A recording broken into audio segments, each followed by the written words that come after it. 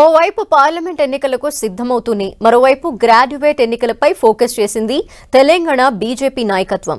Voter enrolment కు notification రావడంతో కసరత్తు ప్రారంభించింది. ఈసారి ఎలాగైనా గ్రాడ్యుయేషన్ ఎమ్మెల్సీని గెలవాలన్న ఉద్దేశంతో ఇప్పటి నుంచే ప్రయత్నాలు మొదలుపెట్టింది. జనగామ అసెంబ్లీ స్థానం నుంచి పల్లా రాజేశ్వరరెడ్డి ఎమ్మెల్యేగా గెలిచారు. దీంతో పల్లా రాజీనామాతో వరంగల్, నల్లగొండ, ఖమ్మం గ్రాడ్యుయేషన్ ఎమ్మెల్సీ స్థానం ఖాళీ అయింది. ఈ ఎమ్మెల్సీ స్థానానికి ఉప ఎన్నిక నిర్వహించేందుకు కేంద్ర ఎన్నికల కమిషన్ సిద్ధమైంది. ఇప్పటికే ఓటర్ ఎన్రోల్మెంట్ కి నోటిఫికేషన్ విడుదల చేసింది. ఉమ్మడి వరంగల్, ఖమ్మం, నల్లగొండ జిల్లాల్లో ఓటు హక్కు ఉన్న పట్టభద్రులు తమ ఓటును నమోదు చేసుకోవాల్సిందిగా నోటిఫికేషన్ విడుదలైంది. ఇందుకోసం బీజేపీ ముందుగానే అలర్ట్ అయింది. ఓటర్ ఎన్రోల్మెంట్ కోసం పార్టీ పరంగా ప్రత్యేక కార్యక్రమాన్ని చేపట్టింది. ఈ కార్యక్రమానికి బీజేపీ సీనియర్ నేత రామచంద్రరావును కోఆర్డినేటర్ గా నియమించింది తెలంగాణ బీజేపీ నాయకత్వం.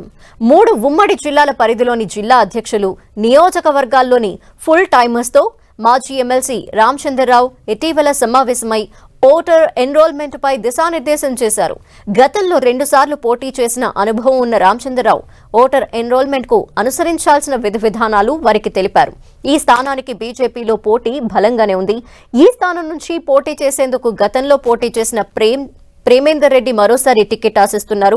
ఆయనతో పాటు కిషన్ రెడ్డికి అత్యంత సన్నిహితుడు బీజేపీ రాష్ట్ర కార్యదర్శి ప్రకాష్ రెడ్డి సైతం పట్టభద్రుల ఎమ్మెల్సీ టికెట్ ఆశిస్తున్నట్టు తెలంగాణ బీజేపీలో చర్చ జరుగుతోంది.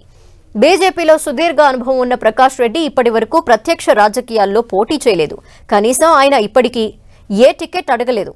60 సంవత్సరాలు ఉన్న ప్రకాష్ రెడ్డి 40 ఏళ్లుగా తెలంగాణ బీజేపీకి వివిధ హోదాల్లో సేవలందిస్తున్నారు.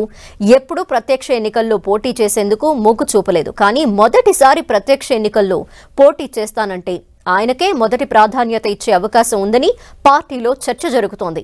మరోవైపు ఆయనకు పార్టీలోనూ రాజకీయ వర్గాల్లోనూ ఇమేజ్ ఉండటం, ఆయన అడిగేది కూడా పట్టభద్రుల ఎమ్మెల్సీ టికెట్ కావడంతో ప్రకాష్ రెడ్డికి కలిసి వచ్చే అవకాశం ఉంది.